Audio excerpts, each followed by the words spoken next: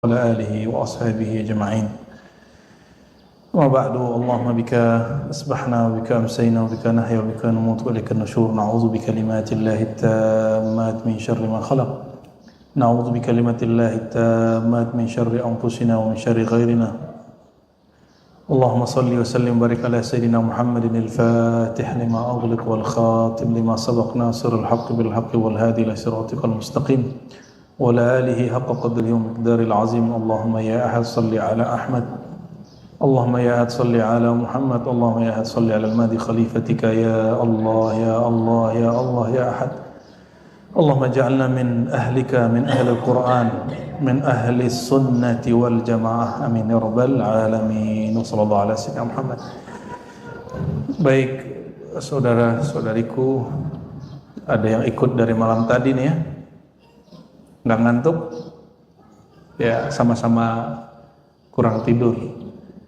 Dari dulu kita kebanyakan tidur ya, dan didoktrin untuk banyak tidur 8 jam. Benar Pak Dokter ya? Bohong tuh, Pak Dokter paling paham. Padahal baginda Nabi Muhammad SAW tidurnya sedikit dan beliau orang paling kuat. Bayangkan waktu perang Parit atau disebut perang Khandaq, itu waktu sahabat-sahabat terkuat menggali, ada batu yang gak bisa digali. Nabi yang makannya sedikit, yang tidurnya sedikit itu cukup memukul 3 kali, itu langsung batunya hancur. Sallallahu alaihi wasallam. Maka kekuatan sebenarnya bukan pada makan yang banyak, tapi makan yang tepat. Orang kuat itu, orang sehat itu bukan tidurnya 8 jam, tapi tidurnya sesuai dengan kebutuhan batiniahnya. Karena tidur itu kita melupakan dunia sejenak. Tapi bagi ahlullah, tidur itu rohaninya jalan. Kalau tidur gak menambah sesuatu, maka mereka gak mau tidur. Karena bagi ahlullah, surga itu sudah dimulai dari dunia. Walaupun ad-dunya sijnul mu'min, dunia itu penjara mukmin. Namun liman khafa maqama rabbih, ya, bagi orang yang takut kepada maqam Rabbnya, maka bagi dia jannatan, dia dapat 2 surga. Surga ma'rifat di dunia, surga bertemu di akhirat. Ya, ma'rifat itu udah ketemu berarti dia, ya. Maka orang paling bahagia, as'adun nas fid dunya a'rafuhum billah wa a'rafuhum bihabibillah wa bi ahlillah. Orang yang paling bahagia itu orang yang paling kenal raja di raja, Allah Subhanahu wa ta'ala dan kekasihnya dan pewaris-pewarisnya. Semoga kita termasuk mereka, amin ya rabbal alamin. Jadi cari bahagia, gak usah keluar, cari di dalam ini ya. Sebelumnya kita sudah membahas tentang rahasia syariat umat Nabi Muhammad SAW, yaitu sholat. Bahwa sholat itu dalam halaman ke-66 di sini, tuhadzibul abda minas sifatid damimah, dapat membersihkan seorang hamba dari sifat-sifat tercela, sifat-sifat kebinatangan, sifat-sifat suka mengeluh. Dan sifat mengeluh, mengumpat itu dapat, kalau orang dapat spiritnya sholat, nanti dia keluhannya kurang. Karena dia cukup mengeluh kepada Allah. Keluhan terhebat itu subhanallah. Orang kalau tahu rahasia subhanallah, itu selesai masalah dia. Kenapa? Kalimat subhanallah itu artinya bukan maha suci. Ya Allah, engkau sangat hebat. Aku maunya ini, ternyata engkau mau lebih dahsyat. Aku kira masalahnya cuma segini, ternyata masalah yang kau ciptakan lebih hebat. Maka subhanallah itu menunjukkan lita'ajjub, keheranan. Ya, maka subhanalladzi asra bi'abdi itu ayat yang paling menghairankan di dalam Al-Qur'an. Kata subhana itu. Kok bisa seorang lanjutkan tabarruk, mengambil berkah, dan berkah yang sebenarnya bukan ijazahan kitab. Berkah sebenarnya adalah may yuridillahu bihi khairan yufaqihu fid din. Siapa yang Allah inginkan keberkahan, Allah bimbing dia untuk memahami agama. Maka mau belajar itu sampai mati. Guru saya mengatakan, nahnu tullabun hattal maut. Kami ini santri, padahal beliau kiainya para kiai. Kiainya para kiai ngomongnya apa? Saya ini santri. Jadi seorang kiai itu bisa jadi kiai karena dia merasa dirinya santri. Kalau kiai sudah merasa kiai di atas tinggi, dia nggak bisa didik orang. Ya, nggak bisa. Itu sebabnya seorang guru, seorang kiai, seorang mursyid, dia selalu ingat gurunya. Maka dia membimbing muridnya dan menempatkan dirinya sebagai murid, baru dia ngerti isi hatinya murid. Ya. Sekarang kita masuk ke halaman 67. Rahasia solat itu adalah kebaikan Allah tak terbatas dan nur, ya. Sebelumnya mari kita baca suratul Fatihah. Semoga Allah menerangi kolbu ini dan melimpahkan rahmat kepada baginda Nabi Muhammad SAW, wabil khusus kepada pengarang kitab ini Abuya Sayyid Muhammad Alawi Al-Maliki qaddasallahu sirrahu dan murid-muridnya yang mengijazahkan kitab ini. Al-Fatihah. Ya kenapa ya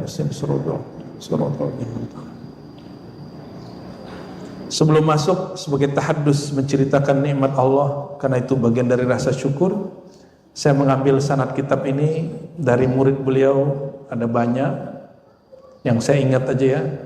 Ada di Brebes itu masih hidup, ya. Beliau punya pesantren Al-Hikmah. Kemudian ada di Palembang, ada Habib senior di sana, namanya Habib Umar, ya. Kemudian juga ada beberapa murid beliau, Habib di Banjar tapi asli Malang, Habib Ali, dan beberapa yang lain. Mereka jumpa dengan beliau dan dapat ijazah beliau. Dan ketika saya bertemu, saya minta berkah sanad-sanad beliau juga, ya. Semoga guru-guru kita, berarti guru saya, guru antum semua kan, ya, mereka diberkahi oleh Allah SWT, nyambung, ya. Jadi saya ngambil sanad ini nggak langsung dari perpus, kita minta sanad dulu dari guru, baru saya berani ngajarin, ya. Ada juga di Madura kita punya guru mengijazahkan ini juga, ada Jawa Tengah, ya, Purwokerto, Purworejo, ya. Ada beberapa, sengaja beberapa nama saya nggak sebut, justru karena saya menghormati mereka, ya. Ada yang saya sebut bukan nggak hormat, tapi kayaknya antum nggak bakal tahu juga. Kalau Habib kan sulit nih cari, nama Habib sama aja semua, ya. Waqala, beliau berkata, Sayyid Muhammad Alawi Al-Maliki, ya, di Mekah saya mengambil kepada murid beliau juga, masih hidup, Abuya Sayyid Usamah namanya, dan anaknya Sayyid Ahmad, ya. Annal birral ilahi yatanatharu fiha 'alal musalli, bahwasannya salat itu adalah kebaikan Allah Ta'ala, yatanathar, ya, yang Allah limpah ruahkan kepada orang yang sedang sholat. Jadi kapan Allah membagikan rahasia-rahasia keberkahannya? Saat orang sholat. Maka orang yang paling diberkahi hidupnya di dunia, orang yang menjaga sholat. Kenapa? Karena aqimis sholata lidzikri, dirikan sholat untuk mengingat aku. Maka orang yang paling banyak ingat Allah, paling diberkahi hidupnya. Karena orang yang ingat Allah hatinya tenang. Kalau hatinya tenang, hidupnya bahagia. Jika hidupnya bahagia, dia menikmati walaupun seteguk air. Tapi orang kalau udah gak bahagia, mau punya apapun dia gak menikmati. Rawah Muhammad ibn Nasr anil Hasan al-Basri mursalah, ya, ada satu riwayat yang mursal dari Sayyidina Al-Hasan al-Basri. Hasan al-Basri ini kalau beliau meriwayatkan hadis gak menyebutkan nama gurunya, berarti gurunya adalah Sayyidina Ali. Berarti siapa? Jadi beliau ditanya, "Ya Hasan, limadza la tusabbi syaikhak?" Kenapa kamu tidak menyebutkan nama gurumu, kok langsung menyebut nama Nabi sallallahu alaihi wasallam? Apa kata beliau? "Saya hidup di zaman kalau nama guruku disebut, aku dizolimi." Di saat itu khutbah isinya mencaci maki gurunya, itu Sayyidina Hasan, dan siapa yang menyebutkan nama beliau dalam taklim masuk penjara. Ya, kalau di Indonesia kan dibully doang. Ya, ini masuk penjara, Pak. Maka Sayyidina Hasan al-Basri dikira oleh orang tidak punya sanad kepada Sayyidina Ali, dan itu sudah dibantah oleh dua imam al-Hafiz. Pertama al-Hafiz Ibnu Hajar al-Asqalani, yang kedua al-Hafiz Jalaluddin As-Suyuti. Dua imam ini menulis karya dan beberapa risalah yusbit wa yuqir biliqa'i Sayyidina al-Hasan al-Basri bi syaikhihi Sayyidina Ali karamallahu wajhah. Jadi mereka sepakat mengatakan riwayat tentang pertemuan Sayyidina al-Hasan bin al-Basri dengan Sayyidina Ali itu sahih. Nah, tidak seperti yang dikatakan oleh kelompok-kelompok yang mereka membenci Sayyidina Ali, yang sekarang ajaran itu ada di kelompok ekstrim hari ini. Kalau sebut Ali langsung dia bilang Syiah, ya. Itu kelompok begitu disebut Nasibiyah. Apa namanya? Nasibiyah. Ini imam ahli hadis, periwayat Sahih Bukhari. Jadi Sahih Bukhari itu juga diriwayatkan. Imam penghafal Sahih Bukhari yang menyebarkan Sahih Bukhari di Mekah dan di Mesir, Maroko, itu namanya Abu Dzar al-Harawi. Abu Dzar al-Harawi dari Afghanistan, Herat. Beliau ini abad ke-4 Hijriah, sezaman dengan Imam Daruqutni, ya, selamat pusing saya sebut nama banyak-banyak. Sezaman dengan Imam Daruqutni, Al-Baqillani, Abu Dzar al-Harawi, ya, dan imam-imam itu mereka membagikan Sahih Bukhari bersamaan mengajarkan akidah Ahlus Sunnah wal Jamaah, ya. Dan mereka orang-orang yang kemudian menyebutkan juga sanad-sanad ini. Nah, terlepas dari itu semua, khawatir terjebak di kajian sanad nih, lupa saya, ini bukan di kelas. Ya, lupa saya. Kasihkan kalau ngaji kritik sanad, ya. Al-Hasan al-Basri beliau berguru kepada Sayyidina Ali, dan sanad ini kebanyakan dipakai oleh ahli thariqah. Ya. Abu Dzar al-Harawi tadi cerita tentang zuriat Sayyidina Ali dan murid-muridnya. Apa kata beliau? Ada dua imam ubtuliya bisu'i ashabin. Bulia, mungkin kata buli ini mungkin dari bahasa Arab. Imamani bulia bisu'i ashabin. Al-awwal Muhammad bin Ja'far al-Baqir, ya, wathani Ahmad bin Hanbali. Dua imam yang Allah uji dengan pengikut yang jahat. Su'i ashabin, kejahatan, keburukan, kebodohan, kejahilan pengikutnya. Satu pengikut Muhammad bin Ja'far yang kemudian menjadi kelompok Rafidah, pembenci sahabat Nabi dan istri-istri Nabi. Dan kelompok kedua, kelompok kebalikannya, pengikut Imam Ahmad bin Hanbali tapi benci dengan Sayyidina Ali. Gitu. Kalau ada orang bersilsilah bersanad ke Ali dituduh Syiah. Padahal semua ilmu imam mazhab nyambung kepada Sayyidina Ali. Melewat siapa? Lewat Muhammad bin Ja'far Shadiq. Muhammad bin Ja'far Shadiq, ya. Itu cicit Sayyidina Ali karramallahu wajhah. Nah, dan kita nggak mau lagi melanggengkan dua ini, Rafidah, Nasibah, pembenci keluarga dan istri Nabi, sahabat Nabi, atau sebaliknya pembenci ahlu bait Nabi, zuriat Nabi. Kita nggak mau mengulangi kesalahan itu, ya. Maka jangan ikut-ikutan isu-isu isu-isu benci-benci zuriat Nabi SAW, kita cinta kepada mereka semua, ya. Anna Nabi SAW, kata beliau dari Nabi SAW, lil musalli thalathu khisal. Orang yang salat itu dapat 3 rahasia. 1, yatanatharul birru min ananis sama ila mafriqi ra'sih.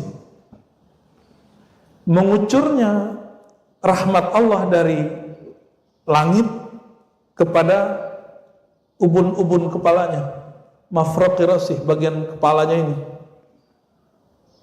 Ya, kalau yang sudah sholatnya dengan cinta ngerasain tuh. Kalau sholat tuh nikmat, dan nikmatnya di kepala ini, di sini. Semua otak kita tuh kerasa enak. Jadi kalau lagi panik, lagi nggak nyaman, sholat aja. Sholat seperti guru kita, ahli zikir, ahli ma'rifat mengajarkannya. Jangan buru-buru. Ya, sholat itu mungkin bagi antum tumakninah bukan bagian dari rukun. Bagi saya sholat tumakninah itu rukun. Tumakninah artinya apa? Tenang. Tenang itu sumbernya kolbu. Apabila kolbu sudah tenang, pasti tubuhnya tenang. Ya, orang yang tenang, dia dapat menangkap apa yang Allah kucurkan. Kalau nggak tenang, dia nggak bisa menangkap. Maka orang-orang yang tiap hari demo, kita nggak orang demo, yang tiap hari protes, tiap hari ngeritik, itu orang nggak tenang. Dia nggak bisa tenang, maka dia nggak tahu nikmat yang sedang dia pakai. Bahwa dia bisa ngoceh tiap hari, menghujat orang yang memimpin dia tiap hari, itu sebenarnya nikmat. Ya, sahabat kita di Jiran itu memuji salah satu ulama yang keras kepada Umara di sini. Dipuji-puji, itu keren tuh. Ya. Habib Fulan, Kiai Fulan keren itu Bu ya. Saya tanya, kalau ada di negerimu orang begitu, kira-kira bertahan berapa lama dia ceramah? Baru dia sadar. Oh iya ya. Kalau di negeri kami orang begitu baru naik mimbar tuh turun langsung hilang. Bukan hilang pulang, hilang di bawah aparat. Di kita kalau ada majelis, ada panggung ustadz, kiri kanannya Kapolsek, Kapolres, apalagi Danramil, lengkap, ikut. Walaupun istilah Melayunya menumpang tuah, nggak apa-apa. Ya, tanda mereka membersamai ulama, itu bagus. Itu yang benar. Malah senangnya yang konflik-konflik ya. Yang kedua, riwayat Sanad Hasan Basri kepada Nabi bahwa orang yang sedang sholat tahuffu bihil malaikah min ladun qadamaihi ila ananis sama. Malaikat mengurubunginya mulai dari tempat yang dia injak sampai ke langit. Coba, maka jangan minta-minta kasyaf, nanti antum gila sendiri, nanti halu. Ya, di majelis kita udah biasa orang ngalamin pengalaman spiritual dan kita cut, udah ente pakai sendiri. Gak usah kemudian diobrol kemana-mana.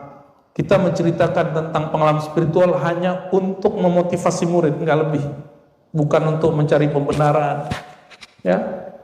Jadi kalau ada pernah saya cerita tentang mimpi ketemu Rasulullah, jumpa Rasulullah, itu hanya untuk memotivasi jamaah supaya mau bersolawat.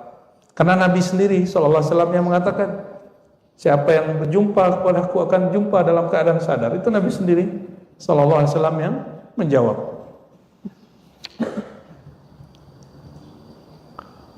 Kira-kira lebih mulia malaikat yang menggerubunginya atau dia? Mana yang mulia? Malaikat itu amalannya atu-atu doang. Ada yang malaikat dari awal dicipta cuma sujud, ada yang cuma ruku, ada yang cuma takbir, ada yang cuma subhanallah, ada yang cuma istighfar. Kita semua amalan malaikat dari bumi sampai ke langit kita amalin semua. Maka di langit ketujuh amalan malaikatnya subhanallah, alhamdulillah, wala ilaha illallah, wallahu akbar, itu amalan yang ketujuh, Pak. Tuh, amalan yang antum remehin selama ini itu amalan malaikat yang tawaf di langit ketujuh. Maka Sayyidina Ibrahim alaihissalam dalam hadis yang sahih, ketika Sayyidina Muhammad SAW naik ke langit ketujuh, apa kata beliau? Sampaikan salamku kepada umatmu bahwa surga itu tanahnya subur tapi belum ada pohonnya. tanamilah, dan tanamannya adalah subhanallah alhamdulillah, itu sampai selesai. Ya, maka kita di ribat ada maksurat kita namanya wirid asas. Kita ngambil dari ijazah guru kita yang Syaziliyah, istighfar 100 karena Nabi setiap hari istighfar 100. Yang kedua, la ilaha illallah dulu, la ilaha illallah 100. Kalau waktunya luang, pakai yang panjang, tahlil yang panjang, la ilaha illallah wahdahu la syarika lah lahul mulku wa lahul hamdu. Ya, kalau lagi libur baca yang panjang. Nikmat bukan main. Jadi betullah kata beliau, afdalul dzikri la ilaha illallah. Zikir paling lezat itu membaca dan menikmati la ilaha illallah. Kenapa? La ilaha illallah itu husni. Apa arti husni? Bentengku. Waktu Al-Imam Abu Zur'a Ar-Razi yang sezaman dengan Imam Syafi'i, Imam Ahmad bin Hanbal, ya, kedatangan oleh zuriat Nabi Sayyidina Ali Ar-Ridha, zuriat ya, Ali Ar-Ridha, anak yang tadi kita sebut, datang ke kampungnya. Itu beliau dan para ulama lain nyambut, padahal dia lebih alim dalam hadis, tapi dalam kemakrifatan lebih alim Sayyidina Ali Ar-Ridha. Dalam hadis Sayyidina Abu Zur'ah hafal 600.000 hadis, sedangkan dalam kemakrifatan lebih dalam siapa? Ali Ar-Ridha. Lalu setelah dijamu segala macam, ini ulama mengajarkan boleh cari muka kepada guru, ya, bukan kepada penguasa. Kenapa? Guru yang bersambung rohaninya kepada Rasulullah, maka mencari perhatiannya akan mendapatkan perhatian baginda Nabi Muhammad sallallahu alaihi wasallam, bukan perhatian si guru itu. Ya. Walhasil setelah duduk, apa kata dia? Ini ahli hadis ini tradisinya suka minta ijazah sanad sampai hari ini.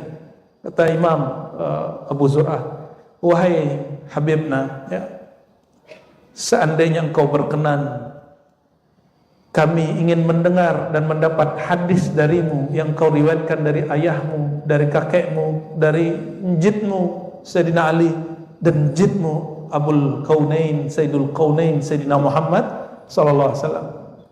Sayyidina Ali Ar-Ridha karena sudah disambut segala macam, berarti ini orang tasdik ini. Maka dibacain hadis. Haddatsani abi an jaddi an jaddi an nabi, terus an nabi sallallahu alaihi wasallam qala, apa yang dibaca? La ilaha illallah husni. La ilaha illallah itu bentengku. Maka ini hadis yang paling sahih sebenarnya dalam thariqah. Thariqah sufi ini paling sahih hadisnya dalam bab zikir la ilaha illallah, karena diriwayatkan dari zuriat Nabi sallallahu alaihi wasallam yang bersambung kepada ayahnya. Tapi hadis ini didhaifkan oleh kelompok pembenci zuriat Nabi Muhammad sallallahu alaihi wasallam, ya. Kelompok-kelompok ini memang kalau disebut keluarga Nabi dia benci keluarga Nabi, berarti benci sama Nabi, ya, sallallahu alaihi wasallam. Jangan coba benci dengan zuriat keluarga Nabi Muhammad sallallahu alaihi wasallam. Lau ya'lamul musalli man yunaji, seandainya seorang yang sholat sadar siapa yang sedang dia ajak untuk bermunajat, man fatala, maka dia tidak akan melakukan hal yang gak pantas, meludah kayak, ya, kan ada orang Arab itu dulu ngeludahnya langsung ke depan gitu, lagi sholat tuh, Arab Badui. Dan siapa yang bersihin masjid? Nabi yang bersihin masjid. Jadi Nabi itu kadang-kadang memerankan jadi panglima, tapi kadang-kadang jadi merbot gitu. Ya kayak Pak Kiai inilah. Kalau jadi di kelas kan begini nih, Pak Kiai kan. Tapi kalau di masjid ya ngurusin ini atu-atu gitu. Dan kita punya beberapa sanad masyayikh, ya. Mereka di pesantren-pesantren yang nggak ada ahli bersih-bersihnya, itu kadang-kadang kiai santrinya tidur dia bersihin WC. Itu kejadian di ulama Mesir, kejadian di ulama India, dan dulu ada ulama-ulama di Jawa yang begitu. Sekarang saya udah gak pernah dengar karena pesantren sudah ada, ya, orang yang dibayar untuk bersih-bersih. Benar kiai ya? Sudah ada ya? Belum. Jangan-jangan kayak ikut juga bersih-bersih malam nih. Kita masuk ke dalam WC, toilet, dan bersih. Nyaman nggak? Bahagia nggak? Buang air terus bersih itu bahagia. Antum bisa bikin orang bahagia lagi buang air. Itu, Masya Allah. Orang kalau nggak beres urusan buang air, nggak beres sholatnya. Nggak beres sholatnya. Sederhana tuh, orang jadi wali Allah. Tapi siapa yang sanggup? Hadisnya menyebutkan 3, ya, tapi yang keluar cuma 2 di riwayat ini, ya, mungkin sengaja dia potong, ya. Wa min dzalik, di antara rahasia salat, kalau tadi malaikat menggerubungi, sekarang lain lagi. Hadis ini lebih sahih, ada di Bukhari. Ya. Inna ahadakum, nah, kita potong langsung ke hadisnya dari Sayyidina Abu Hurairah, qala Rasulullah SAW, inna ahadakum fi salatin ma damatis salatu tahbisu. Maka ada yang disebut salat maknawi, ada salat ramzi, salat secara simbolik, ritual, ada salat yang secara spirit. Berarti Nabi sendiri mengajarkan ada 2 jenis salat, dan dua-duanya harus dipakai, dua-duanya syariat. Jangan kalau udah bisa sholat maknawi, nggak sholat ramzi, sholat secara syariat. Apa kata beliau? Sesungguhnya seorang kamu dinilai tetap sholat madamatis sholatu tahbisu, selama niat untuk sholat menahan dia untuk nggak kemana-mana. Maka niatkan nanti kalau sholat subuh nunggu pengajian itu karena mau syuruk. Maka orang itu duduk, selama itulah dia dihitung sholat. Pengajian dari habis subuh sampai syuruk ada 1 jam ke? 1 jam. Selama itu orang dihitung sholat. Keren gitu, sholat 1 jam. Setiap hari antum sholat 1 jam. Sholat sunat loh. Jadi dalam mata hakikat para malaikat, orang itu dilihat sholat. Tapi secara zahir dia duduk gitu. Nabi lagi ngomong begitu, Pak. Jadi orang bilang kan hakikat itu nggak ada masa Rasulullah. Lah ini kan ajaran hakikat Rasulullah Sallallahu Alaihi Wasallam. Orang semakin ngaji Sahih Bukhari, Sahih Muslim, semakin ketemu bahwa dalil syariat, tarekat itu satu paket, di satu hadis ketemu. Ya. Kan banyak hari ini yang ingkar kepada ilmu syariat, tarekat, hakikat itu, udah benerin aja syariat ente. Bilang aja nggak ngerti hakikat ya kan? Jangan begitu bicaranya. Ya. Wal malaikatu taqul, apa kata-kata doa malaikat saat orang menunggu? Nah, maka nanti selesai salat duha ya. Salat duha, enggak usah salaman, salat duha langsung. Salat duha. Makanya masuk tadi wudu enggak? Wudu ya. Biasa kan kalau ngaji, pengajian, masuk masjid itu berwudu ya. Kecuali sedang ada sesuatu ya. Nah, antum niatkan nanti aku mau sholat duha di jam 9-an. Karena waktu sholat duha yang paling afdol itu di atas jam 9. Itu waktu orang sedang sibuk dengan urusan dunia. Coba Depok nih Kiai. Depok itu atau Bekasi atau Tangerang Selatan di hari libur. Dari libur nih. Jam 6 sampai jam 8 kosong. Jam 9 padat, orang pada keluar lagi. Bener gak? Di hari biasa, weekday, orang mulai sibuk dari jam 6 sampai jam 6 lagi sore. Dan puncaknya nanti jam 9 sampai jam 12. Itu lagi yang rapat, lagi alot, ya. Yang lagi kerja, lagi serius, moodnya lagi bagus. Di saat itu, waktu sholat duha sangat afdal bagi yang tidak punya kerjaan wajib. Ya, kenapa? Imam Ibnul Jauzi dalam kitab Tafsir mengatakan waktu yang afdal berwirid itu adalah di saat orang lalai mengingat Allah Subhanahu wa taala. Makanya wa maluhu, orang yang salat asar keputus hubungan batinnya dengan langit, selesai. Maka salat asar jangan coba-coba digabung sama maghrib. Ya, usahakan misalnya kita lagi di tol, cari keluar cepat. Yang penting sholat asar walaupun 5 menit sebelum maghrib. Mesti, nggak usah ditawar-tawar. Oh, aneh ngambil kodok. Nah, kodok jangan tiap hari. Sesekali sih boleh. Stagnan di tol. Masuk tol kok stagnan, kan lucu. Masa masuk tol macet kan? Gak usah ngetol. Kecuali lagi mudik ya.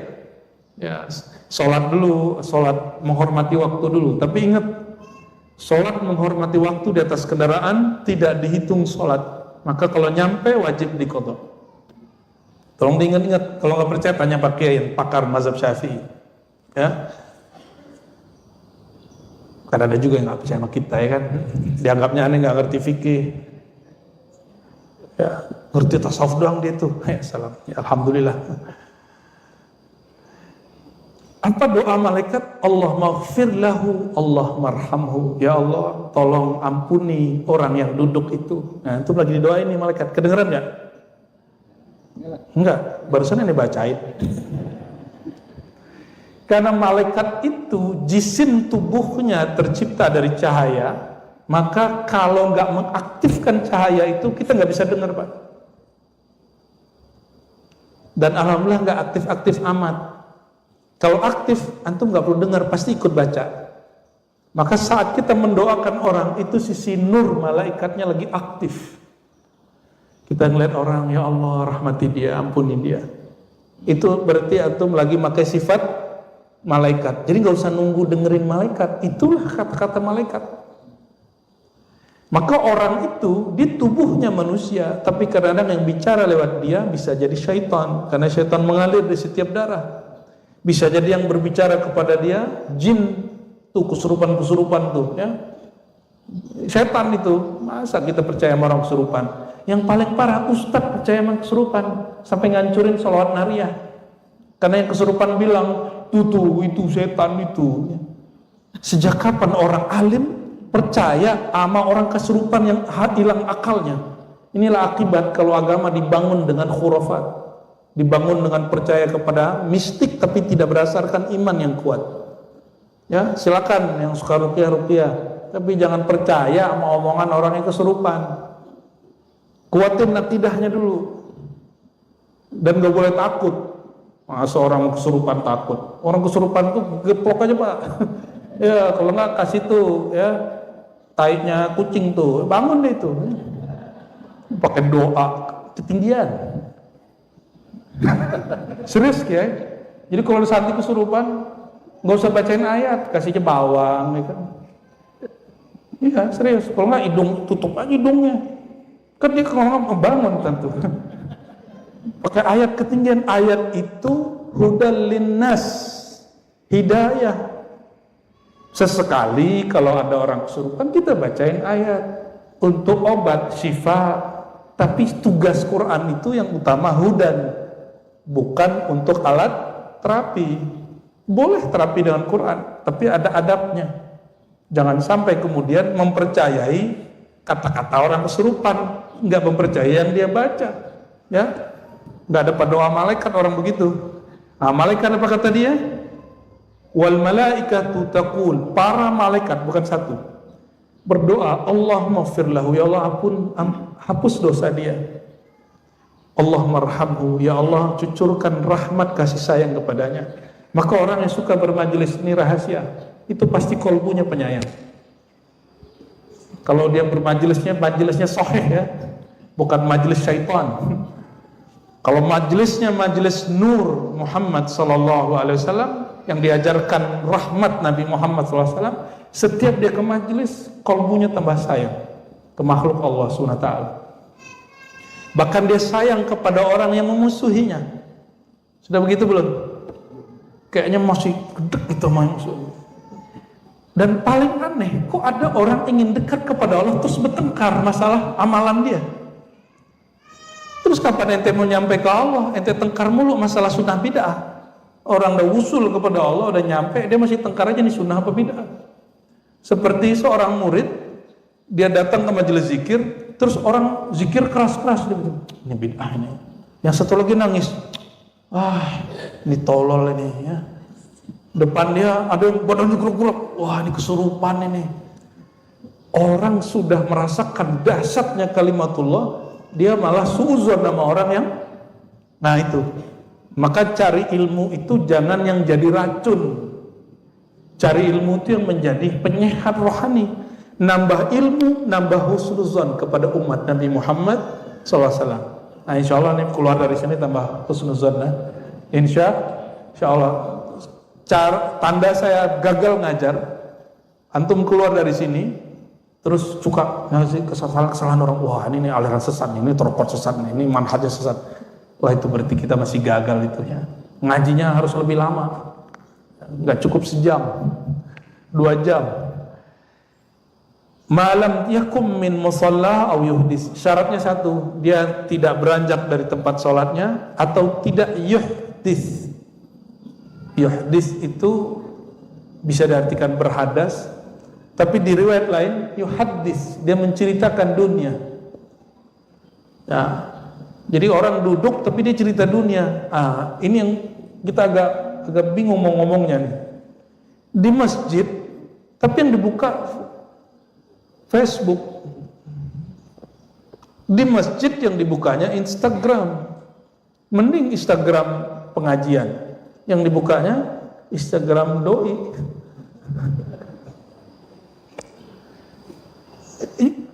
Dunia dibawain ke masjid. Bukan sebaliknya, seharusnya nurnya masjid dibawa ke dunia. Dunia itu kan zulumat, gelap. Bawalah nur masjid ke dunia, terang dunia kita. Maaf ya kalau ada yang tersinggung. Alhamdulillah masih disinggung-singgung gitu ya. Ciri-ciri murid yang sukses rohaninya, dia senang disinggung gurunya. Itu menghibur diri, itu aneh menghibur diri.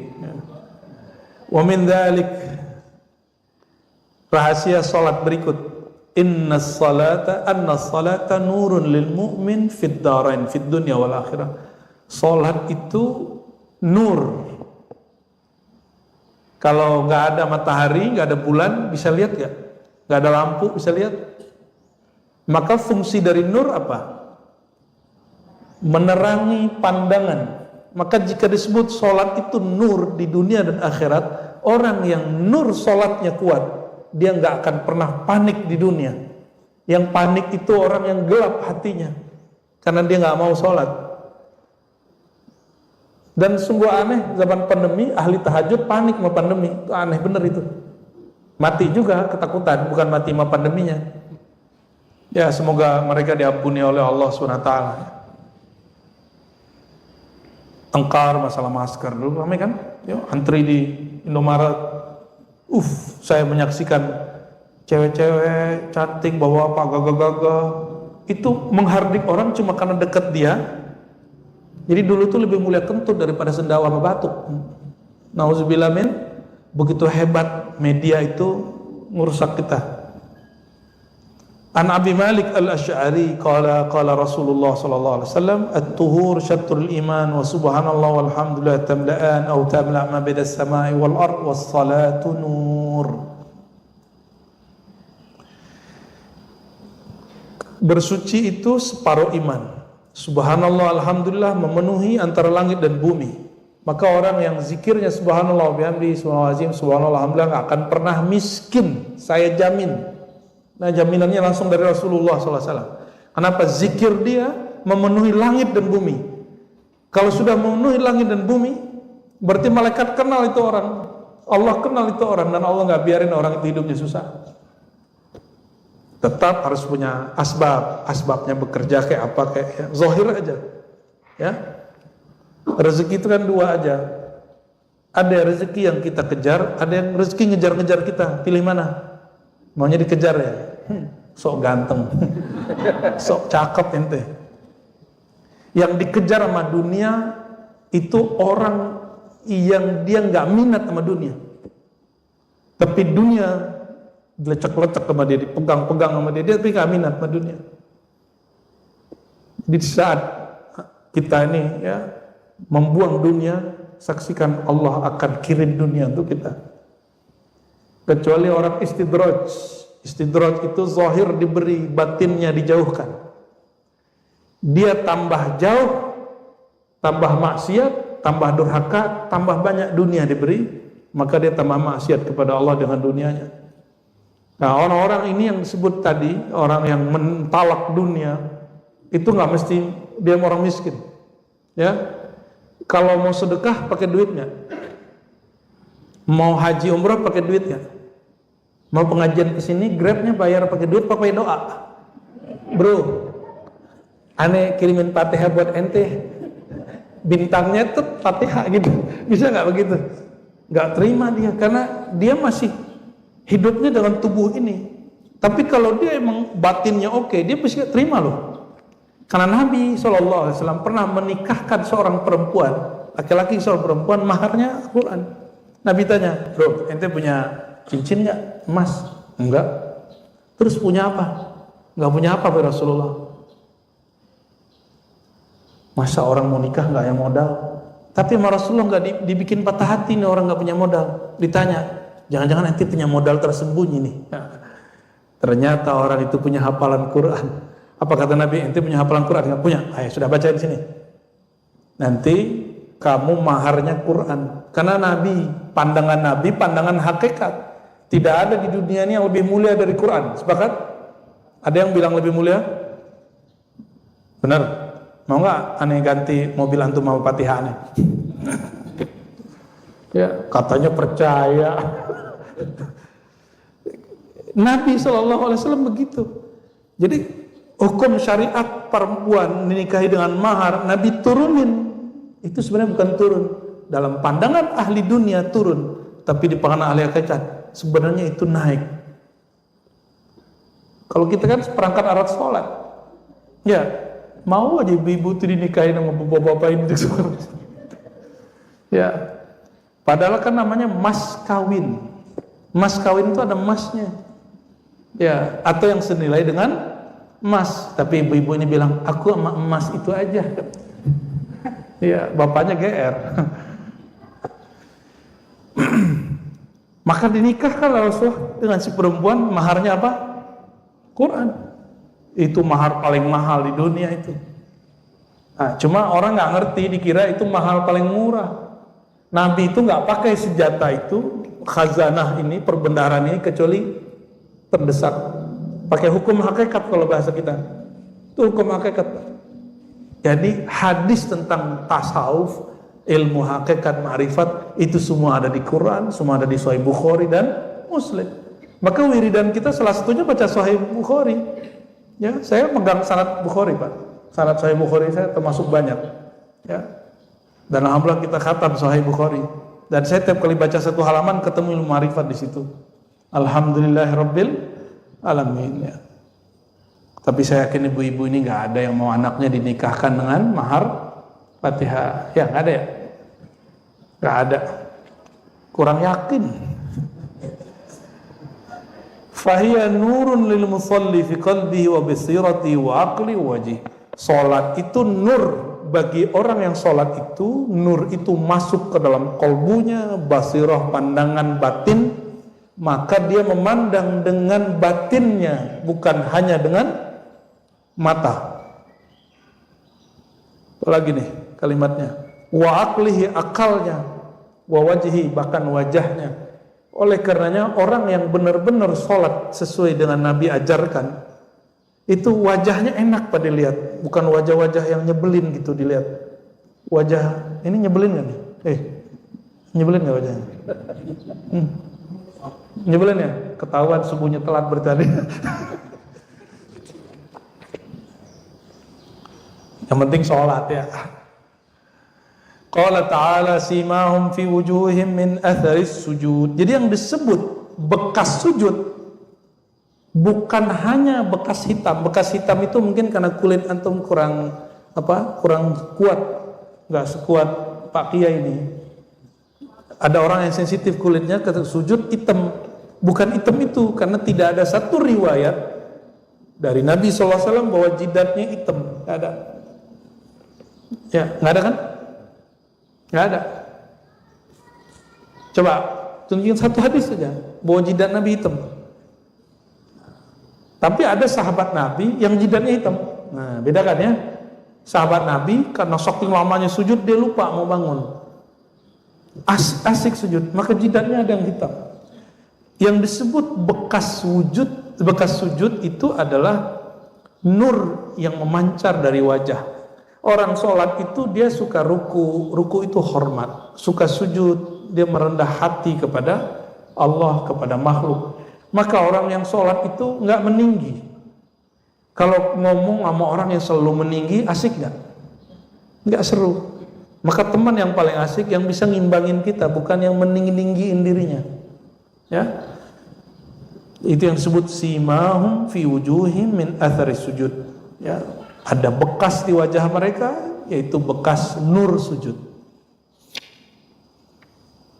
Dari Sayyidina Ubadah ibn Samit, sahabat Sayyidina Ali juga, beliau ini Nabi SAW bersabda marfu'an, ya marfu'an berarti hadis Nabi, idza hafazal abdu ala salatihi, apabila seorang hamba menjaga salatnya, fa aqama wudu'aha, dia menyempurnakan wudunya, wa ruku'aha, menyempurnakan rukuknya, wa sujudaha, sujudnya, wal qira'ah fiha, dan bacaannya, qalat, ya, hafizakallah kama hafiztani, maka salat itu berkata, Masya Allah, ini dalam ilmu kerohanian, Nabi lagi mengatakan bahwa setiap kali orang sholat itu ada ruhnya.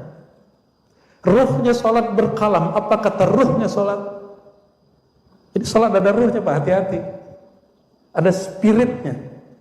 Ada ruhus sholat. Apa kata ruhus sholat? Ruhnya sholat. Hafizakallah kama hafiztani. Wahai orang yang sholat, sebagaimana engkau menjagaku, membaguskan diriku, menyempurnakan aku, hafizakallah. Semoga Allah, bukan semoga, hafizah itu secara bahasa Arab pakai fi'il madhi, Allah telah menjagamu lebih dahulu. Ya. Wa su'ida biha ila sama. Itu sholat dinaikin ke langit. Walaha nur, itu sholat ada nur dan ada namanya sekaligus, nama orang yang sholat. Jadi sholat itu ada ruhnya. Berarti ini dalil setiap amalan ada ruhnya, ada spiritnya. Ya, jadi nanti kalau ada orang mengajarkan ilmu ma'rifatul ruh, salah satunya ruhus sholat, ruhul azan, ruhul hajj, ruhul umrah, ini dalilnya. Ya. Hadis ini riwayat Imam Al-Bukhari. Sahih nggak?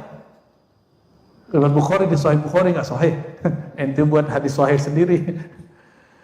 Wahia nurul lil mu'min fi hasyrih wa ala sirati wa jami'i barazikhil akhirah.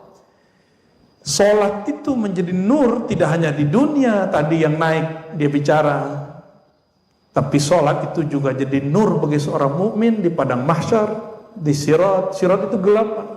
Sirat itu bukan benang gitu ya. Itu cuma bahasa majazi. Dalam hadis Muslim dikatakan susahnya perjalanan sirat. Sirat itu seperti bukit. Pernah melihat orang YouTuber tapi hiking terus mendaki gunung yang gunung itu begini ke atas dan dia jalan di situ. Pernah kebayang?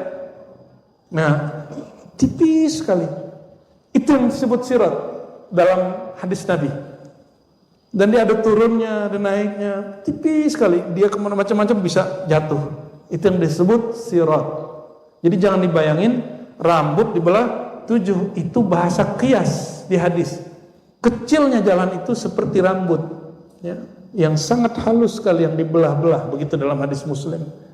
Bukan rambut terus dibelah 7. Ini karena ya mohon maaf ya, dulu orang mengajarkan agama plus dongeng. Nah kita insya Allah akan mencoba mengajarkan agama bukan hanya dengan cerita, tapi juga mengajarkan tentang haqaiqnya, ontologinya, teologinya, ya, tentang bangunan ilmu yang ada di dalamnya. Sehingga semakin ngaji bukan semakin dicokokin dengan doktrin, tetapi semakin tasdiknya itu bukan karena taklid, tapi karena kesadaran batiniah kepada Allah Subhanahu wa Ta'ala. Jadi sirat itu nanti gelap sekali. Ya. wa jami' barazikil akhirat, dan alam-alam penantian di akhirat itu sangat gelap, dan yang meneranginya orang yang sholat di sini. Maka kalau dibuat paralel, jadi alam ini paralel Bapak Ibu, ada teori alam paralel tapi mereka terjebak pada materi. Alam paralel itu gini, antara dunia dan akhirat itu sama geraknya. Orang yang hari ini sholat, maka di jam yang sama nanti di akhirat dia bercahaya. Orang yang hari ini maksiat ngambil hak orang, di jam yang sama nanti di akhirat nanti dia punya masalah. Itu yang disebut dunia paralel dalam akidah Islam. Ya, jadi kita nggak nolak istilah paralel itu, tapi bukan dengan definisi orang-orang eksak itu, tapi dengan definisi keimanan. Ani bin Umar, dari Sayyidina Abdullah bin Umar radhiyallahu ta'ala anhuma, anna Nabi sallallahu alaihi wasallam dzakara shalah, qala, ya, Nabi menceritakan salat lalu sampai pada kalimat man hafaza 'alaiha, siapa yang menjaga salat, kanat lahu nuran, maka dia dapat 3, 1 nur, 2 burhan, 3 najah. Nur cahaya, itu sudah kita jelaskan. Yang kedua burhan, burhan itu argumentasi. Nanti di akhirat itu ada mahkamah, ada pengadilan. Nanti orang itu diperiksa oleh penyidiknya. Jadi yang mahkamah sekarang, kalau di polisian itu apa namanya, penyidik ya. Itu orang-orang itu sebenarnya imitasi dari alam akhirat yang hakiki, yang aslinya di akhirat. Maka keadilan hakiki cuma di akhirat, kalau di sini enggak. Maka karena di akhirat ada syafaat, di sini ada orang nyari backing, pelindung. Sama itu mirip-mirip. Maka pelindung ini ada yang soheh, ada yang nyogok. Ada yang beneran dia dijaga, ada yang dia pemulus. Ada yang kalau kata ulama ya, dalam Jam'ul Jawami dan syarah-syarahnya, kita itu hak kita tapi diambil orang. Terpaksa lah kita kasih pelicin sama orang itu. Oleh sebagian ulama dibolehkan. Benar ya Pak Kiai? Maka orang NU itu menganggap kolusi itu tidak semuanya kolusi, menganggap nepotisme itu enggak semuanya jarimah. Ada yang mustasnayat, pengecualian. Nah itu nanti tanya ke beliau, ini pakar bahsul masail ya, biar kita kasih beban sama kiai. Itu burhan. Maka orang yang sudah punya sholat di dunia, dia punya burhan. Apa arti burhan tadi? Argumentasi. Nanti ditanya-tanya sama malaikat. Malaikat tuh kalau nanya, nggak ada apa-apanya. Penyidik dari kepolisian sama KPK nggak ada apa-apanya. Kejaksaan lewat pas semua. Mereka tuh nanya itu betul-betul perfeksionis.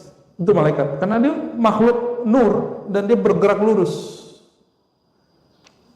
Jadi jangan coba main-main. Mumpung di sini bisa, ya hati-hatilah. Takut nanti di sana dikerjain ya. Burhanan, maka sholat mesti jujur dalam sholat kita. Ya. Fatihahnya belum beres sudah waladhdallin amin, bismillahirrahmanirrahim amin. Nah, itu orang korupsi itu. Wa najatan yaumal qiyamah. Yang ketiga najah atau najatan, bukan pakai hak tapi ta marbutah. Najata. Dia terbebas selamat di hari akhirat. Ya. Ini hadis riwayat Imam Ahmad dan disahihkan oleh Imam Ibnu Hibban ya. Lalu ditambahkan di sini, ini panjang sekali riwayatnya. Di antara kekhususan salat di alam kubur, annaha tahutul musalli wa tahfazu. Salat itu nanti akan datang mengerubungi orang yang mati itu. Tuh, kuburan sepi enggak? Enggak Pak. Sepi itu bagi orang yang punya sholat. Maka orang-orang yang bilang saya ahli hakikat gak sholat itu sepi dari kuburan itu. Ya, sepi dia. Gak ada teman dia itu orang. Innal mayyita idza rudi'a fi qabri wa innahu yasma' khafaqan alim hina yuwalluna mudbirin fa in kana mu'minan kana tasalla 'inda rasinya. Orang beriman, orang yang mati itu kalau mati bisa dengar telapak kaki, dan itu hadisnya ada di Sahih Bukhari. Kalau ini yang Tabrani. Ini dalil bahwa orang di dalam kubur mendengar orang yang datang atau pergi. Tidak seperti yang diyakini kelompok hari ini yang melarang ziarah kubur, ya, bahwa mayat gak tahu apa-apa, mati-mati aja. Hatta Rasulullah gak dengar katanya. Itu orang gak punya adab kepada baginda Nabi Muhammad sallallahu alaihi wasallam, ya. Maka sholat berdiri di kepalanya, duduk di kepalanya. Jadi di mana posisi sholat nanti orang yang sedang di kuburan, di dalam alam kubur, sholat di bagian kepala, inda ra'si, as-siyam an yamini, puasa di sebelah kanannya, wa qatni zakah an shimalihi, zakat di kirinya, wa kana fi'lul khairat min as-sadaqah was-silati wal ma'ruf wal ihsan ila an-nas inda rijlaihi. Lalu amal sunat lain itu di bagian kakinya. Kalau sudah begitu, kalau ditanya oleh malaikat Munkar Nakir, kamu bayar zakatnya? Nanti yang jawab siapa? Yang sebelah mana? Kiri. Ditanya kamu puasa nggak? Yang jawab siapa? Kamu sholat nggak? Yang jawab? Jadi ini nggak perlu jawab. Nah, itulah wali Allah. Wali Allah itu nanti ketika di alam kubur dia nggak perlu jawab. Yang jawab nanti semua. Ya, kamu percaya Nabi Muhammad nggak? Datang sholawat. Kamu percaya Allah nggak? Kata dia, ente buka aja isi hati aneh. Selesai sudah. Semuanya selesai. Ya. Maka orang-orang yang betul-betul meninggalnya husnul khatimah, dia masuk kubur itu rehat. Dia nggak perlu menjawab. Tapi kalau mukmin yang belum jelas amalnya nggak istiqomah, wah itu masih repot tuh ya. Lama itu. Jadi pertanyaan malaikat tuh lama sekali. Coba, saya masih ingat, katanya Prof. Yusril Iza Mahendra itu ditahan SIM-nya sampai 7 tahun. Baru dipanggil di pengadilan. Kalau ada satu kasus masuk, itu lama nggak urusannya? Mulai dari penyidikan sampai kemudian masuk pengadilan, lama nggak? Yang pernah berurusan sama kita ngurus alih tanah Surau Buaran yang cuma 3.000, udah setahun belum beres-beres. Ya, aneh juga tuh ya. Ada aja aneh-anehnya, ada aja kurangnya. Jadi suraunya belum jadi, harusnya tahun ini udah jadi tempat suluk. Tangerang Selatan tuh, nggak tahu apa masalahnya. Ya, semoga bulan depan beres ya, langsung kita bikin surau. Ya, nanti bisa ngaji, zikir di sana, suluk di sana, zikir thariqah di sana insyaallah. Biar temannya nanti banyak di kuburan. Sales.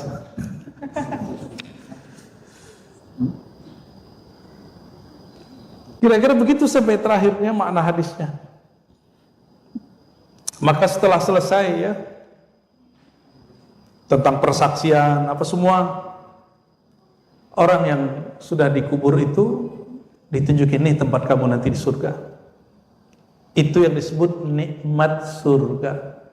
Ditunjukin tempat duduk dia di surga. Ya. Kalau enggak ditunjukin, no, penjara kamu nanti di akhirat. Jadi belum masuk akhirat udah tersiksa duluan. Nah inilah kita nih, mohon maaf nih, yang mau nikah 3 hari lagi mau nikah, tunjukin ini pasangan kamu cantik, gagah. Itu udah bahagia duluan. Padahal belum nikah. Paham maksudnya? Ya. Pernah suka film tertentu nggak? Ya, pulang pergi kerja, filmnya masih di rumah. Atau ada serial yang belum selesai. Itu mau pulang kebayang bukan istri, yang kebayang apa? Ntar gue mau khatamin nonton gitu. Jadi dia suka dengan apa yang mau dia lihat gitu. Bapak Ibu saudara-saudara, kalau Allah, ini hadisnya panjang tapi intinya kira-kira seperti itu. Fayazdadu ghibtatan wa surura. Maka orang itu setiap hari, setiap pagi sore dilihatin, ini surgamu. Ini surgamu. Maka dia tambah bahagia, tambah bahagia, tambah bahagia. Nah, sebelum di sana bahagiakan dulu di sini. Nah, gimana caranya? Bagusin sholatnya. Saya lihat ini wajahnya sudah wajah-wajah sholat nih. Gaya bener. Ya, tapi belum menyempurnakan hak-haknya sholat, itu yang belum. Ya, maka mulai sholat itu pakai adab batiniah dan zahir. Batinnya dipakai, zahirnya dipakai. Ya, kalau sholat itikadkan Nabi ada di hadapan kita. Kalau Nabi ada di depan, kita pasti pasang adab. Kalau nggak bisa membayangkan Nabi, bayangkan guru ngaji kita yang dulu ngajarin sholat ada di depan. Itu namanya Rabithatun Nabawi, ya. Rabithah, terikat kalbu kepada Nabi Muhammad sallallahu alaihi wasallam, ya. Barangkali itu semoga bermanfaat. Ini termasuk agak panjang nih penjelasannya, 2 halaman doang padahal ya. Ada tanya jawab? Oke. Baik, kalau saya barangkali ada 2 kesempatan yang sudah jam 9 lewat. Saya sampaikan satu dari bapak-bapak, satu dari kejuruteraan mana yang anak muda punya semangat itu karena paling depan dan ibu yang bawa ya nanti yang lain diwakili aja yang masih penasaran tanya bulan depan datang ya. Itu sales juga ya. Assalamualaikum. Waktunya Nabi Hashim, saya terima dari semalam. Iya. Dan ada satu yang menggelitik semalam itu boleh bilang bahwa jika kita melihat rahmat Allah ya, kita juga zikir. Kalau misalnya kita zikir dengan dunia, tiba-tiba lagi ke dunia, kita tetap zikir. Nah, orang yang mukhlisi, orang yang ikhlas itu kan tidak berharap Allah. Apa boleh kita mengharap rahmat dari Allah? Maksudnya ya, ketika kita mengharap itu dan kita merasa bahwa kita belum dikasih itu, apakah Allah sudah kasih kita bahwa kita ini bakal yang wajib mengasih itu ya? Saya butuh penjelasan mukhlis itu orang yang seperti apa? Iya. Apakah memang jalur kita mengharap dan jalur dari Allah? Gitu. Lagi nggak baikan ya? Kok bisa? Sama babehnya. Baik. Ikhlas itu bukan tidak berharap apa-apa.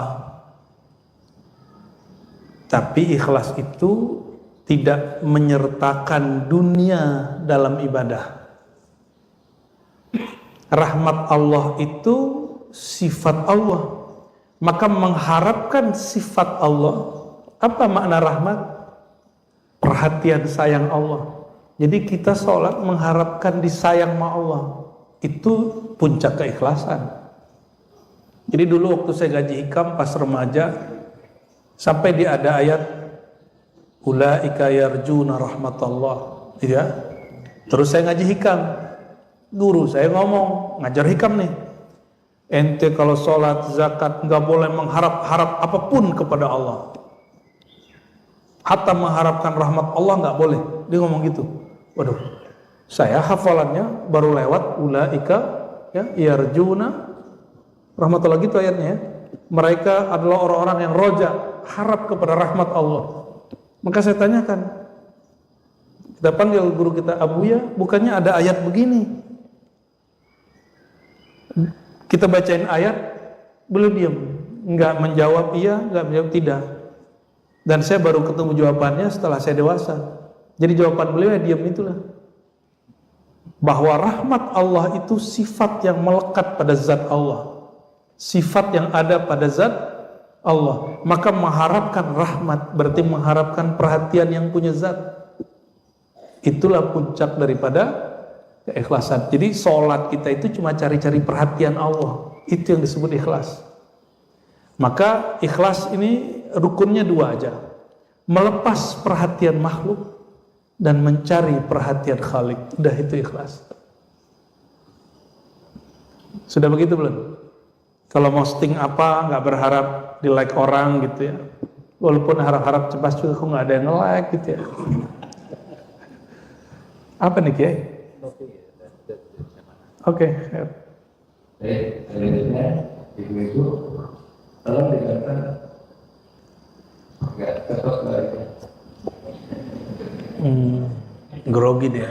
Masih jomblo. Assalamualaikum warahmatullahi wabarakatuh. Assalamualaikum. Terima kasih atas kesempatan Pak Kiai. Semoga Buya dan keluarga diberikan kesehatan dan mohon izin ini terkait hadis Buya. Mohon pencerahan pada hadis yang mengatakan jika seorang wanita berpuasa di bulan Ramadan, dia bersolat dan kemaluannya serta menaati suaminya, maka dipersilahkan masuk ke surga kemanapun. Demikian ya. Lalu hubungannya dengan ma'rifatullah, terkadang seorang perempuan ada dorongan lebih dari dalam kalbunya Buya, yang mungkin tidak cukup hanya di dalam rumah, sedangkan ada batasan-batasan perempuan seperti itu. Dan apakah seorang perempuan juga boleh mencari musik khusus, namun memang terkadang musik perempuan masih sangat langka begitu Bu ya. Kita kalau di pondok kita masih bermusik kepada guru kita kayak gitu. Cuma kadang-kadang banyak juga para ibu rumah tangga yang memang Allah kasih kelebihan di kolbu itu, dorongannya sangat kuat untuk ma'rifatullahnya. Cuma seperti orang yang kalau kabut atau nyasar gitu, harus kemana, harus bagaimana. Kadang pula pernah kita dengar bahwa ujian itu paling dekat ya dari orang terdekat. Kalau bagi istri ya mungkin ujiannya di suami, suami juga bisa jadi ladang pahala, bisa jadi ladang dosa. Kita perempuan pun butuh dorongan supaya ketemu dunia dan akhirnya, ketemu surganya dan ketemu ma'rifatullahnya. Baik. Barangkali demikian, mohon dimaaf jika terlalu banyak pertanyaan. Terima kasih atas kesempatannya. Assalamualaikum warahmatullahi wabarakatuh. Assalamualaikum. Ini para suami-suami, senang nggak istrinya ngaji? Senang nggak istrinya ikut pengajian? Dengan syarat urusan rumah beres. Betul nggak? Iya. Sepakat ya? Cemburu nggak kalau istrinya ngaji, ustadznya gagah gitu, tampangnya keren gitu? Iya, ada yang cemburu soalnya. Ya. Kok gurumu cakep? Jadi bagi dia ustadz harus juele, dekil gitu. Insya Allah, tega bener. Jadi nggak boleh pakai jas begini nih, kiai. Nanti jatuh cinta jamaahnya. Ya, suami istri itu bukan perbudakan dan bukan atasan bawahan. Walaupun suami dapat satu derajat di atas istri, tapi dia bukan bos. Suami istri itu di Quran, ini kita bahas malam tadi juga ya. Ada dua sifat Allah yang Allah taruh pada mereka untuk jadi bekal orang menikah. Wa ja'ala bainakum mawaddatan wa rahmah. Dan Allah, kalau bahasa kampusnya, Allah manifestkan, Allah pancarkan dua sifatnya pada orang menikah, itu mawaddah, kasih sayang yang dapat merasakan yang dirasakan pasangan, warahmah dan rahmah. Dan itu nggak mungkin kalau nggak ngaji ma'rifatullah. Maka suami istri mesti sama-sama ngaji, dan syukur-syukur gurunya sama. Nah, kan repot kalau gurunya beda. Ntar pas pulang-pulang debat, kata guru aneh begini, kata guru satu, kata guru aduh. Tapi seru tuh kalau ada yang begitu ya selamat rame. Tapi biasanya seringnya ya banyak sekali yang kemudian break divorce cuma karena perbedaan paham ya. Dan jangan sampai perbedaan paham itu membuat orangnya pisah ya. Kalau pisah bisa baik-baik. Kan di Quran memang diberi ruang. Jadi Al-Quran itu tidak memalaikatkan orang nikah, sekali nikah selama nikah, enggak. Diberi ruang, kalau sudah tidak sanggup dibuka ruang untuk berpisah, tapi baik-baik ya. Au tasrihun bi ihsan. Ya, kalau mau pisah dengan ihsan. Tapi kembali ke yang tadi, kalau perempuan punya himmah, ya, himmah namanya, himmah yang kuat untuk ngambil ilmu, yang ilmu itu nggak ada di suaminya. Bolehkah dia ngaji keluar? Boleh dengan syarat kewajiban dia selesai di rumah. Ya, kewajiban dia selesai di rumah. Nggak usah khawatir, kan sekarang ada YouTube. Masih ada nggak YouTube tuh? Masih ada ya? Cuma memang beda, ngaji langsung itu energi rohaninya itu bisa langsung membersihkan watak kita. Jadi apa kotoran di dalam diri itu kalau hadir di majelis langsung bersih. Kenapa? Karena yang tadi malaikat itu doain, ya Allah bersihkan dia, rahmati dia. Jadi keberkahan majelis nggak ada di keberkahan YouTube. Namun kalau nggak mungkin, ya sudah, hak di rumah, kewajiban di rumah tunaikan dulu. Ya, jadi hadis yang menyebutkan tentang sholat perempuan lebih afdal di rumah, hadisnya tidak sahih, hadisnya cuma hasan, riwayat Abu Daud. Yang sahih itu Nabi melarang untuk melarang istri ke masjid. Itu ada hadisnya Sahih Bukhari. La tamna'u ima Allah masajidah. Jangan kamu larang hamba Allah perempuan berangkat ke masjid. Jadi istri kita kalau berangkat ke masjid, kita dilarang untuk melarangnya. Maka taklim yang mengatakan melarang perempuan ke masjid, giliran taklim ramai perempuan di masjid. Itu orang main-main sama dalil itu ya. Hati-hati, Rasulullah itu punya argumentasi juga nanti. Kamu pakai hadis ini untuk keperluanmu, tapi yang ini tidak. Jangan ya. Jadi saran saya begitu ya. Kayaknya beliau bisa ceramah itu. Mau dikasih mic langsung panjang. Ya. Nanti buat yasinan rotibul hadad di rumah ya. Gitu, nanti di rumah buat rotibul hadad di rumah. Mulai dari anak-anak, tetangga, nanti ganti-ganti rumah mana. Gitu ya. Kalau nggak bisa keluar majelis, bikin majelis di rumah. Itu baru cerdas tuh. Yang keren itu jemaah tabligh, Pak. Kiai.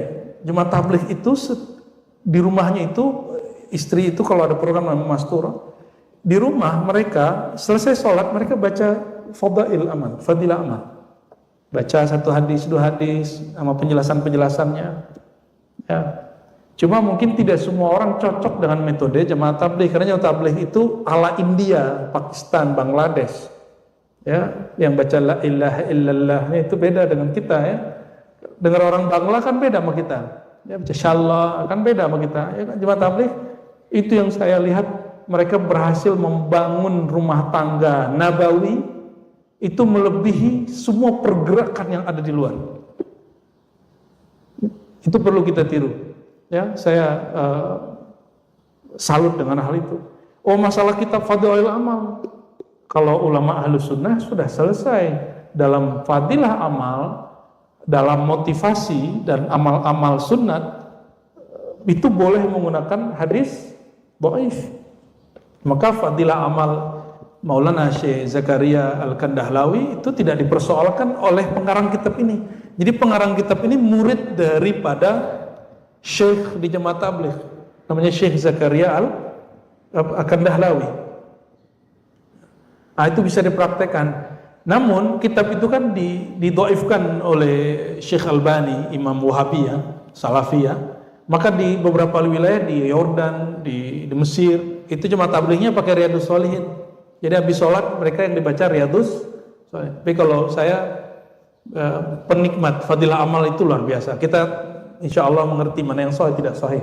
Dan di situ ada hadis di dalam kurungnya dijelaskan pakai bahasa Arab hadis ini sahih tidak sahih. Ya, jadi kalau nggak bisa keluar, buat majelis di rumah. Ya, sama anak-anak tuh suruh dia baca gitu. Beli Fadilah Amal atau Riyadhus Shalihin. Barangkali cukup ya. Ini belum berhenti dari malam tadi nih, ngoceh terus. Dan anehnya seneng banget di kata-kata ini. Semoga Allah Ta'ala meridhai yang kita lakukan, dan semoga kata-kata yang kami sampaikan, jika ada kesalahan Allah maafkan, jika itu benar semoga menjadi hujjah dan burhan di dunia dan akhirat.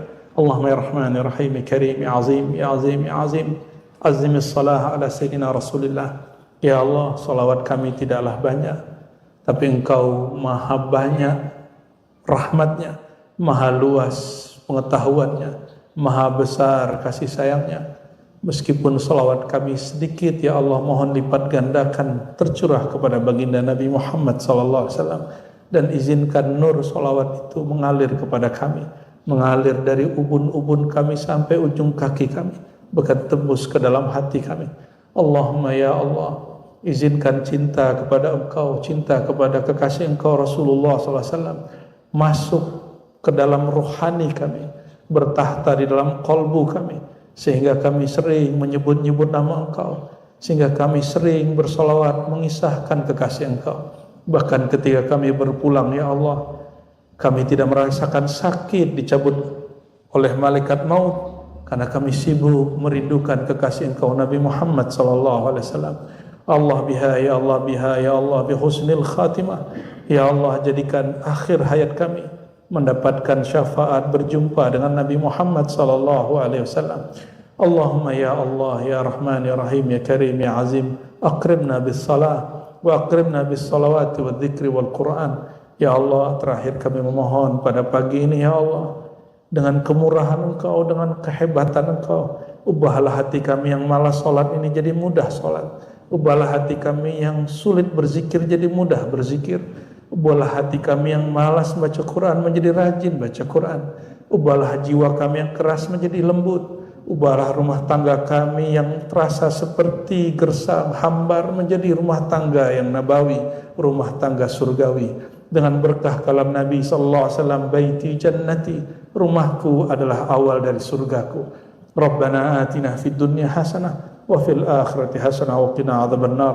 Wa sallallahu ala sayyidina Muhammadin sayyidil wujud sayyidil qaunain nuril anwar wa tirkai al-ayar wa ala alihi wa sahbihi wasallam. Alhamdulillah rabbil alamin. Al-Fatihah.